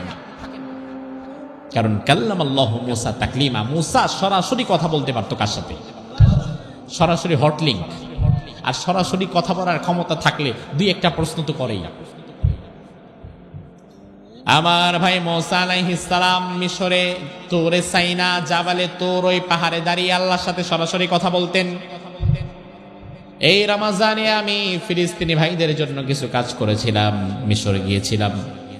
বাংলাদেশের পাশেই যেমন বর্ডার ইন্ডিয়া, মিশরের বর্ডারের পাশেই হচ্ছে ফিলিস্তিন, মধ্যখানে কাঁটাতারের বেড়া। ওই মিশর সফরের সময় মুসা আলাইহিস সালাম যে পাহাড়ে দাঁড়িয়ে আল্লাহর সাথে কথা বলেছেন, এখানে আমিও গেলাম। আমি দেখলাম বিশাল পাহাড়, পুরা পাহাড়টা পাথর দিয়ে বানানো। ওই পাহাড়ে মুসা নবী দাঁড়ায় আল্লাহর সাথে কথা বলতেন। মুসা আলাইহিস সালাম বলে, আল্লাহ আপনি ঘুমান না? ঘুম লাগে না? আল্লাহ বলে, না লাগে না তো। আচ্ছা কেন লাগে না? না ঘুমায়া করেনটা কি? একটু ঘুমাইলেও তো হয়। আল্লাহ বলে, মুসা জবাবটা আজকে না কালকে নাও, ঠিক আছে? তবে আজকে এক কাজ করো, হাতের মধ্যে 2টা মাটির গ্লাস নিবা, তখন তো আর কাচের গ্লাস ছিল না, 2টা মাটির গ্লাস নাও, পানি ভরো, এরপরে দাঁড়ায় থাকবা সারা রাত। সকালবেলা গ্লাস 2টা নিয়ে আমার কাছে আসবা, জবাবটা দিয়ে দিব যে আমি ঘুমাইলে সমস্যাটা কি। মূসা আলাইহিস সালাম এমন হাতের মধ্যে 2 হাতে 2টা গ্লাস নিয়ে দাঁড়িয়ে আছে। দাঁড়িয়ে আছে তো দাঁড়িয়ে আছে, আর কতক্ষণ দাঁড়ায় থাকা যায়? দাঁড়ায় আছে, অনেকটা সময় ধরে দাঁড়িয়ে আছে। দীর্ঘ সময় দাঁড়িয়ে থাকার পরে ঝিমুনি চলে আসছে। ঘুম না, ঝিমুনি। মানুষ ঘুমের আগে যে একটু ধাক্কা দেয়, ওই ধাক্কার চোটে ব্রেক ফিল হইয়া গ্লাস গেছে নিচে পড়ে। 2 হাতের 2 গ্লাস নিচে পড়ে একেবারে পানি সুদ্দা, গ্লাস সুদ্দা শেষ। সকালবেলায় মুসা চিন্তা করে যামু, আচ্ছা যাইতাও দেখি কি বলে। আল্লাহর সাথে কথা বলার সুযোগ থাকলে কে হাতছাড়া করে? আল্লাহ বলে, মুসা একা কেন, গ্লাস 2টা কই? বলে, আল্লাহ গ্লাসও নাই পানিও নেই। গ্লাসও নাই পানিও, ওই যে নিয়ে দাঁড়াইছিলাম, হঠাৎ করে ঝিমুনি আসাতে গ্লাস 2টা তো পড়ে গেছে, পানিও শেষ। আল্লাহ বলে, ও মূসা, 72টা গ্লাস তুমি একটা রাত ধরে রাখতে পারলা না। হালকা ঝিমুনির কারণে গ্লাসটা মাটিতে পড়ে পানি সব শেষ হয়ে গেল। গোটা আকাশ ও জমিনের কন্ট্রোলিং সিস্টেম, মনিটরিং সিস্টেম আমি আল্লাহর হাতে। আমি আল্লাহ যদি কোনোদিন ঘুমায়া যাই, তাহলে পৃথিবীটাও তো এরকম ধ্বংস হয়ে যাবে। আল্লাহু আকবার। এজন্য আমার ভাই, আমার আল্লাহ তাআলা এমন আল্লাহ, তার কোনো ঘুমের দরকার নাই। সে আল্লাহ রাব্বুল আলামিন বলছে, ও বান্দা, লাহু মা ফিস সামাওয়াতি ওয়া মা ফিল আরদ, আকাশে এবং জমিনে যা কিছু রয়েছে সব কিছু কার? জিকির করে কার? আপনি মনে করতে পারেন আমি যদি আল্লাহর জিকির না করি তাইলে আর করবে কে? আমাদের সমাজে এমন অনেক মানুষ আছে, জিজ্ঞেস করবেন, ভাই ফজর পড়ছেন? ভাই ফজর না পড়লে কি, জোহর তো পড়ছি। তার মানে উনি কথার মাধ্যমে বোঝায় জোহর পইরা তো আমি উল্টায় ফেলাইছি। আমার ভাই, আপনি নামাজ না পড়লে, আপনি জিকির না করলে, আপনি আল্লাহকে ডাক না দিলে আমার আল্লাহর কোনো কিছু যায় আসে? কারণ আমার আল্লাহ বললেন, লাহু মা ফিস সামাওয়াতি ওয়া মা ফিল আরদ, আকাশে জমিনে যা আছে সব কার? এই সব কিছু কি জিকির করে নাকি করে না? কোরআনে আছে না নাই? আল্লাহ বললেন, তুসাব্বিহু লাহুস সামাওয়াতুস সাবউ ওয়াল আরদু ওয়া মান ফিহিন, আকাশে যা আছে, জমিনে যা আছে, যা কিছু দেখো আর যা কিছু দেখো না, সব এক আল্লাহর জিকির করে। সুবহানাল্লাহ। ওই পাখি, গাছ, মাছ, পিঁপড়া সহকারে যা দেখতে পাও আর যা দেখতে পাও না, সব আল্লাহর জিকির করে। আল্লাহ বললেন, বান্দা জিকির করে। এবার আপনি বলবেন, কই, আমার পাশেই না পিঁপড়া হাঁটাহাঁটি করে, গরু ডাক দেয়, ছাগল দৌড় দেয়, কুকুর দৌড় দেয়, বিড়াল চলে যায়, পাখি চলে যায়, পাখির কিচির মিচির, কুকুরের ঘেউ ঘেউ ডাক শুনি, জিকির তো শুনলাম না। আমার আল্লাহ বলে, বান্দা ওয়ালাকিল্লা তাফকাহুনা তাসবিহাহুম, জিকির করে ঠিক, তবে ওই জিকির বোঝার মতো ক্ষমতা তোমার কানের আমি আল্লাহ দেই নাই। তোমার কানের জিকির বোঝার ক্ষমতা নাই। পশু পাখির জিকির বোঝার ক্ষমতা থাকবে কেমনে? ঢাকার মানুষ জীবনে কোনোদিন চট্টগ্রামে আসে নাই। জীবনের প্রথম যদি এমন ব্যক্তির চট্টগ্রাম সিটি গেটের পরে ছাইরা দেন, মানুষের আঞ্চলিক ভাষা শুই না, ওই বেটা নিজেই নাই। কথা কি ঠিক কিনা? আপনারা ভোলার মানুষ, এখানে অনেকে ব্যবসা করেন, জীবনে প্রথম যেদিন চট্টগ্রামে আসছিলেন ওই দিন কি চট্টগ্রামের সব ভাষা বুঝতেন? কয় কি রে এগুলা, উর্দু না ফার্সি? আর এত দ্রুত কেমনে কয়? বদ্দাগাম আসেন নেই। আর কক্সবাজারের ভাষা তো আরো দ্রুত, যত ভেতরের দিকে ঢুকছে তত স্পিড বাড়াই দিছে। আরে আল্লাহ, কি কথা! কথা শুনলেই মনে হয় মার দিবে, কথার মধ্যে রসকস নাই। আমার ভাই লক্ষ্য করেন, এয়ারপোর্টে গেছেন, আপনার ভাই আসতেছে বিদেশ থেকে, মালয়েশিয়া থেকে, এয়ারপোর্টের দরজায় দাঁড়িয়ে আছেন। এমন সময় 2জন চাইনিজ কথা বলতেছে, স্যাং সুং প্যাং পুং, হাসাহাসি করতেছে। আপনি 1 ঘন্টা দাঁড়ায়া থাকলেও ওই চাইনিজদের একটা কথা বুঝবেন। তারা তাদের নিজেদের ভাষায় কথা বলে, তবে ওই ভাষা বোঝার ক্ষমতা আপনার কানের নাই। আবার আপনি কথা বললে এই কথা বোঝার ক্ষমতা চাইনিজের কানের নাই।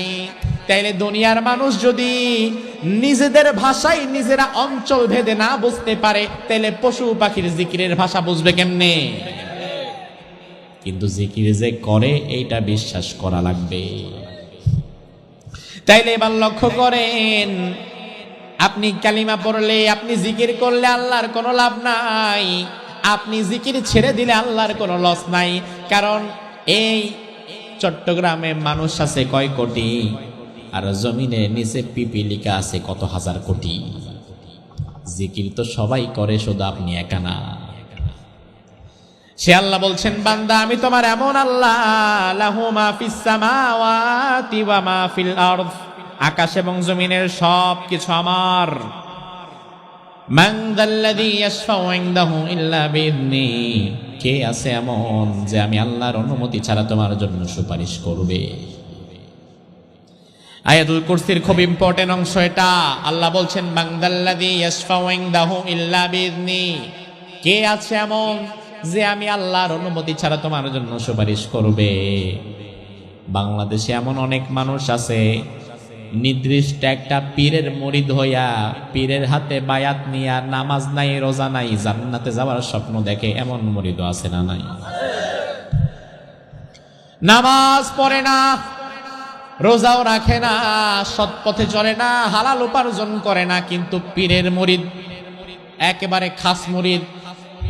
কারণ তার পীর তারে বোঝায় দিছে, নামাজ রোজার দরকার নাই, বছরে বছরে আসবি, ওরুসে গরু দিবি, ছাগল দিবি, পয়সা পাতি দিবি, আর কিয়ামতের দিন সুপারিশ কইরা তোর জান্নাতে নেওয়ার ব্যবস্থাটা আমি করে দেব। আচ্ছা, ভালো করে জবাব দিবেন।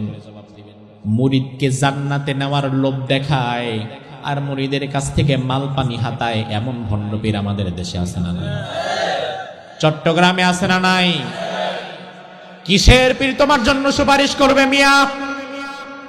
আয়াতুল কুরসির মধ্যে আল্লাহ বললেন, মান যাল্লাযী ইয়াশফাউ ইনদাহু ইল্লা বিইذনি, কে আছে এমন যে আমি আল্লাহর হুকুম ব্যতীত তোমার জন্য সুপারিশ করবে? আল্লাহর হুকুম ব্যতীত কেউ সুপারিশ করতে পারবে না। আল্লাহ তাআলা আরেক আয়াতের মধ্যে বললেন, কুল লিল্লাহিশ শাফাআতু জামিয়া, শাফাতের একমাত্র মালিকানা কার? ও ভাই আমার, হাদিসের মধ্যে আছে নবীরা সুপারিশ করবে, সাহাবায়ে কেরাম করবে, আম্বিয়ায়ে কেরাম করবে, সলিহিনরা করবে, হাফেজে কোরআনরা করবে, শহীদেরা সুপারিশ করবে। এমন হাদিস আছে না নাই? হ্যাঁ, হাদিসগুলো সত্য। তবে সুপারিশ করতে পারবে শুধু তার জন্য আল্লাহ তাআলার গ্রিন সিগন্যাল আসবে যার জন্য। এইটা না বুঝা ভণ্ড পীরের কাছে দৌড়ায় লাভ নাই। কারণ আল্লাহ তাআলার আরেক আয়াতের মধ্যে বললেন, যতগুলো কথা বলছি প্রত্যেকটা কথার সাথে কোরআনের আয়াত বলতেছি, মিলায় নিবেন। আল্লাহ তাআলা আরেক আয়াতের মধ্যে বললেন, ইয়াউমা ইযিল লা তানফাউশ শাফাআহ ইল্লা মান আযিনা লাহুর রহমান ওয়া রাদিয়া লাহু কওলা, ওই দিন কেউ সুপারিশ করতে পারবে না আমি আল্লাহর অনুমতি ব্যতীত। তার মানে নবীদের কেউ সুপারিশ করার জন্য অনুমতি লাগবে কার? এরপরে আল্লাহ বললেন, ওয়া রাদিয়া লাহু কওলা, যার জন্য খুশি তার জন্য সুপারিশ করতে পারবে না, বরং আমি আল্লাহ আমার যেই বান্দার উপরে সন্তুষ্ট থাকব, আমি গ্রিন সিগন্যাল দিলে শুধুমাত্র তার জন্যই সুপারিশ করা যাবে। এইটা যদি না থাকতো তাইলে কিন্তু বিশ্বনবীর সুপারিশটা নিজের চাচা আবু তালেবের জন্য আগে করত। কিন্তু আল্লাহ আগেই বলে দিলেন, আমি আল্লাহ যার উপর সন্তুষ্ট থেকে গ্রিন সিগন্যাল দিব, ওয়া রাদিয়া লাহু কওলা, আমি আল্লাহ যার প্রতি রাজিয়া মানে রাজি থাকব, আমি আল্লাহ তাআলা গ্রিন সিগন্যাল দিলে সুপারিশটা তার জন্য হবে। আল্লাহর হাবিব হাদিসের মধ্যে বললেন, শাফাআতি লিআহলিল কাবাইরি মিন উম্মতি, আমার উম্মতের মধ্যে যারা কবিরা গুনাহ করেছে, ওই কবিরা গুনাহগার উম্মতের জন্য আমি নবী সুপারিশ করব। আমার ভাই, কবিরা গুনাহ আমল নামার মধ্যে নাই। এখন যে হাজার হাজার মানুষ আমরা চতুর্পাশে, এই মানুষদের মধ্যে এমন একজন হাত তুলে দেখাতে পারবেন না যে মানুষটা হাত তুলে দাঁড়ায় বলতে পারবে আমার আমলনামায় একটা কবিরা গুনাহ নাই? এমন আছে? এমন আল্লাহর ওলি আছেন? নাই। বিশ্বনবী এজন্যই বললেন কবিরা গুনাহ থাকলেও আমি সুপারিশ করব, আমি নবী সুপারিশ করতে পারবো। আল্লাহর হাবিব আরেক হাদিসের মধ্যে বললেন আতানি আতিম মিন ইনদি রাব্বি ফাখায়্যারানি বাইনা আন ইউদখিলা নিসফা উম্মতি আল জান্নাহ ওয়া বাইনা আশ-শাফাআহ ফাখতারতু আশ-শাফাআহ ওয়া হিয়া লিমান মাতা লা ইউশরিক বিল্লাহি শাইআ। বিশ্বনবী বললেন হঠাৎ একদিন দেখলাম আল্লাহর পক্ষ থেকে একজন ফেরেশতা আসলো আমার কাছে। ফেরেশতা কিন্তু নিজের মন মতো আসতে পারে না, ফেরেশতা আসে কার ইশারায়? কার ইশারায়? এমন না যে ভালো লাগতেছে না নবীর সাথে একটু গল্প করে আসি, না, বরং আল্লাহ তাআলা হুকুম দিলে ফেরেশতা আসে। ফেরেশতা আসলো, এসে বিশ্বনবীকে বলল ইয়া রাসূলুল্লাহ, আল্লাহ তাআলা দুইটা অফার আপনাকে করেছেন। কয়টা অফার? কয়টা? তবে দুইটার দুইটাই গ্রহণ করা যাবে না, যে কোনো একটা নেওয়া লাগবে, একটা নিলে আরেকটা বাদ। এক নাম্বার হচ্ছে আল্লাহ তাআলা অফার করেছেন কিয়ামত পর্যন্ত জমিনে আপনার যত হাজার হাজার কোটি উম্মত হবে, আপনি নবীর সম্মানে আপনার উম্মত হওয়ার কারণে বিনা হিসাবে আপনার উম্মতের অর্ধেক সংখ্যাকে আল্লাহ জান্নাত দিয়ে দিবেন। আরো জোরে কম। অফারটা ভালো না খারাপ? কিন্তু যারা বুদ্ধিমান মানুষ তারা প্রথম অফারটা পায়াই নেয় না, বরং অপেক্ষা করে দেখি পরেরটা কি। আল্লাহর হাবিব বলেন অফারটা তো সুন্দর, কারণ কিয়ামত পর্যন্ত কত হাজার হাজার হাজার কোটি উম্মত হবে আল্লাহ না ভালো জানে। এর মধ্যে যদি অর্ধেক উম্মত বিনা হিসাবে জান্নাতে চলে যায়, খারাপ কি? বিশ্বনবী বললেন আচ্ছা পরের অফারটা কি বলো। ওই ফেরেশতা বললেন পরের অফার হচ্ছে শাফাআহ। অর্ধেক উম্মতরে আল্লাহ জান্নাত দিবে না, বরং হিসাব কিতাব দিয়ে তারপরে জান্নাতে যাওয়া লাগবে। তবে হ্যাঁ, আপনাকে বিশেষ একটা পাওয়ার আল্লাহ দিবেন, ওটা হচ্ছে সুপারিশ। ওই সুপারিশ করে করে আপনি আপনার মতো জান্নাতে নিতে পারবেন। আল্লাহর হাবিব বললেন ফাখতারতু শাফাআহ, আমি দ্বিতীয় অপশন সুপারিশ করাটাকে প্রাধান্য দিলাম, কারণ আমি নবীর বিশ্বাস অর্ধেক উম্মতরে জান্নাতে দেওয়ার চাইতে সুপারিশের ক্ষমতা যদি আল্লাহ আমারে দেয় তাইলে আমি আরো বেশি জান্নাতে নিব। এবার আমার ভাই আলোচনার শেষ প্রান্তে চলে আসছি, আমি প্রায় আপনাদের কাছে জবাব চাই। রাসূলের সুপারিশ, রাসূলের শাফাআত আপনাদের দরকার আছে না নাই? এখানে এমন একজন মানুষ থাকলে দাঁড়ান যে বলতে পারবে রাসূলের সুপারিশ আমার দরকার নাই, আমি আমার নিজের আমলে জান্নাতে যাব? একজনও আছে? যত বড় হুজুর হোক, হাজী হোক আর গাজী হোক, যেই হোক না কেন, রাসূলের সুপারিশ ছাড়া আমরা জান্নাতে যাওয়ার আশা করতে। বিশ্বনবীর সুপারিশ আমাদের দরকার। তবে আল্লাহর হাবিব হাদিসের শেষে বললেন ফাখতারতু শাফাআহ, আমি সুপারিশটা গ্রহণ করলাম। ওয়া হিয়া লিমান মাতা লা ইউশরিক বিল্লাহি শাইআ, তবে আমি কেবলমাত্র আমার ওই উম্মতের জন্যই সুপারিশ করব আমার যেই উম্মতেরা জীবনে কোনোদিন শিরিক করে নাই। এখন আপনি যদি নিজের শিরিকের গুনাহে গুনাহগার হন, তাইলে গাছে কাঁঠাল গোফে তেল, সুপারিশের আশা করে লাভ নাই, কারণ নবী নিজেই বলে গেছে তোমার জন্য নবী সুপারিশ করবে না। আমার ভাই, এখন আমাদের সমাজে শিরিকের রমরমা ব্যবসা চলছে, কারণ ভণ্ড পীরের মাজার আছে যেখানে শিরিক আছে। চট্টগ্রামের মানুষের ঈমান কেড়ে নেওয়া খুব সহজ, কারণ এই দেশের মানুষ, এই অঞ্চলের মানুষ স্বাভাবিকত ঈমানের প্রতি, ইসলামের প্রতি তাদের ভালোবাসা বেশি। ইসলামের প্রতি চট্টগ্রামের মানুষের আবেগ বেশি, বিবেক কম। আবেগ কাজে লাগে, বিবেক কাজে লাগে না। আমার ভাই, এই জন্য দেখা যায় 25 বছর বয়সে বিয়ে করেছে। ধরেন আব্দুস সালাম ভাই 25 বছর বয়সের যুবক বিয়ে করেছে। বিয়ের পরে সন্তানাদি হয় না, 2, 4, 5 বছর চলে যায়। মসজিদে আসে, নামাজ পড়ে, সেজদা দেয়, দোয়া করে, হুজুরের কাছেও দোয়া চায়। 5, 7, 10 বছর যখন হয়ে যায় সংসার জীবনের, 10 বছরেও যদি আল্লাহ তাকে সন্তান না দেয়, 10 বছর পরে আর মসজিদে আগের মতো নামাজেও যায় না, আল্লাহর কাছে সেজদাও দেয় না, আল্লাহর কাছে সন্তানও চায় না। 10 বছর পরে আরেক বন্ধুর কুপরামর্শ শুনে মাজারের কাছে গিয়া মান্নত কইরা এরপরে মাজারওয়ালার কাছে সন্তান চায়।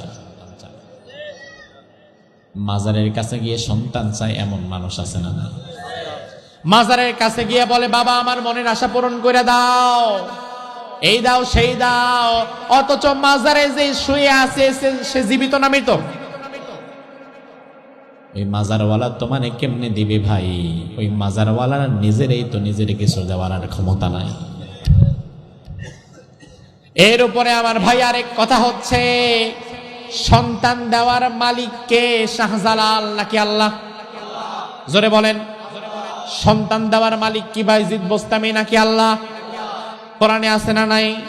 আল্লাহ বললেন, লিল্লাহি মুলকুস সামাওয়াতি ওয়াল আরদ ইয়াখলুকু মা ইয়াশা ইয়াহাবু লিমান ইয়াশাউ ইনাতা ওয়া ইয়াহাবু লিমান ইয়াশাউ যুকুর আও ইউযাওয়িজুহুম যুকরানা ওয়া ইনাতা ওয়া ইয়াজআলু মান ইয়াশাউ আকিমা ইন্নাহু আলিমুন কদির। সুবহানাল্লাহ বলেন। আল্লাহ বললেন, ও বান্দা শুনে নাও, সন্তান দেওয়ার মালিক আমি আল্লাহ তাআলা। আমি আল্লাহ যারে চাই তারে পুত্র দেই, আবার যারে চাই তারে কন্যা দেই, যারে চাই তারে পুত্রও দেই কন্যাও দেই, আবার যারে চাই না তারে ছেলেও দেই না, মেয়েও দেই না, কন্যাও দেই না, পুত্রও দেই না, কিছুই দেই না। ক্ষমতা কার? তাইলে চাইতে হবে কার কাছে? এখন তুমি যখন অন্য কোন মাজারওয়ালার কাছে গিয়ে বলো সন্তান দাও, তার মানে তুমি বোঝাও ওই মাজারওয়ালার ক্ষমতা আল্লাহর ক্ষমতার সমান। আর সাথে সাথে এটাই হয়ে যায় শিরিক। আর এমন একটা শিরিক যদি জীবনে করতে পারো, বিশ্বনবী বললেন ওই ব্যক্তির জন্য আমি নবী সুপারিশ করব না। ও মুসলমান সাবধান, শিরিক করে ঈমান হারাবা না। এবার আপনি বলবেন, হুজুর আল্লাহ বাঁচাইছে, আমার পোলামাইয়ার অভাব নাই, মাজারে আমার যাওয়া লাগে না। মাজারে যাওয়া লাগে না, এমনি পোলামাইয়া অনেক। তবে ভাই, বাংলাদেশের মানুষ ঈমান হারায় এক একজন এক এক ঘাটে। সবাই এক জায়গায় ঈমান হারায় না। আপনি হয়তো মাজারে গিয়ে শিরিক করেন না, কিন্তু আপনি এমন এক রাজনৈতিক দল করেন, আপনার দলের কেন্দ্রীয় নেতা আগামী দিন চট্টগ্রাম শহরে আসছে, বিশাল সমাবেশ, লক্ষ লক্ষ মানুষ উপস্থিত হয়েছে। যেহেতু আপনার দলের নেতা, কর্মী হিসাবে আপনারও তো দায়িত্ব আছে, আপনিও সেই সমাবেশে গেছেন। আপনার নেতা ঢাকা থেকে আসছে, মাইকগুলা সামনে নিয়ে বক্তব্য দিচ্ছে, ভাইরা আমার, আমাদের সাথে থাকা লাগবে, দেশের জন্য কাজ করা লাগবে, জনগণ যদি আমাদের সাথে থাকতে পারে তাহলে সরকার আমরা গঠন করব, তার কারণ জনগণ সকল ক্ষমতার উৎস। পুরা কথা শুনে আপনি হাততালি দিলেন, সাব্বাস, একের বক্তব্য দিছে, আপনি বুঝে শুনে হাততালি দিছেন। তো ভাই, আপনার নেতা যে কথাগুলো বলল সব কথার সাথে দ্বিমত করছি না। আপনার নেতা বলল দেশের জন্য কাজ করা লাগবে, সমস্যা নাই। আপনার নেতা বলল জনগণকে সাথে রাখতে হবে, তাও সমস্যা নাই। এতে সরকার আমরা গঠন করব, তাও সমস্যা নাই। কিন্তু আপনার কথা, আপনার নেতা যে শেষমেশ বলে গেল বক্তৃতার শেষে, জনগণ সকল ক্ষমতার উৎস, এই কথার সাথে আমার আপত্তি। তার কারণ কোরআনে তো আল্লাহ তাআলা ভিন্ন কথা বলে। কোরআনে আল্লাহ রাব্বুল আলামিন বলেন, আন্নাল কুওয়াতা লিল্লাহি জামিআ, সমুদয় ক্ষমতার মালিক একজন, তিনি কে? আবার সূরা মুলকের শুরুতে আল্লাহ বললেন, তাবারাকাল্লাযী বিয়াদিহিল মুলকু ওয়া হুয়া আলা কুল্লি শাইইন কাদির। সুমহান সেই আল্লাহ যার হাতে সকল ক্ষমতা।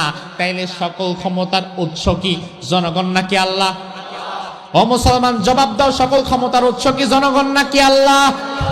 তাইলে মাজারওয়ালা মাজারের সন্তান চায়া, ওই মাজারওয়ালা সন্তান চেয়ে যেমন শিরিক করে, তোমার নেতা যখন বলে ক্ষমতার উৎস জনগণ, জনগণকে আল্লাহর সমকক্ষ বানায়া তোমার নেতাও কিন্তু শিরিক করে।